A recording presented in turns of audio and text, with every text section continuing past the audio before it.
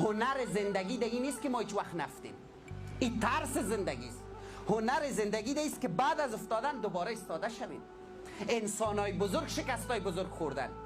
هیچ انسان بزرگ تاریخ نیست که شکست نخورده باشه، سختی ندیده باشه، رنج ندیده باشه، فشار ندیده باشه، ولی ناامید نشده، ولی دوباره ایستاده شده. این اساس زندگی است. موضوع دیگه، امنیت و آرامش. کسی که اعتماد به نفس داره آرام است، از درون آرام است، توکل خود به خدا کرده، امروز خوب زندگی میکنه، برای آینده خود هدف داره، از گذشته یاد گرفته. اما کسی که اعتماد به نفس نداره نارام است. خودت یک دفعه بررسی که تو آدم آرام است یا نارام. اگه تشویشیستی، اگه دلت میخوری، حالا چطور خواهد شد، وحشت زده است، حالا امتحان چطور میشه، حالا در چطور، اگه توریستی تو اعتماد به نفس نداری. و زیاد صنفیاتن که پاچایش خراب بشه به خاطر استراب امتحان است. در خانه درس خوب یاد داره، بعد از امتحان که مبرای همون سوال یاد داره، اما سر پارچه سوال از یادش رفته.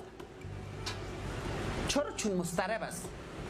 و یادتان باشه استراب رنگ حافظه را خشک میکنه.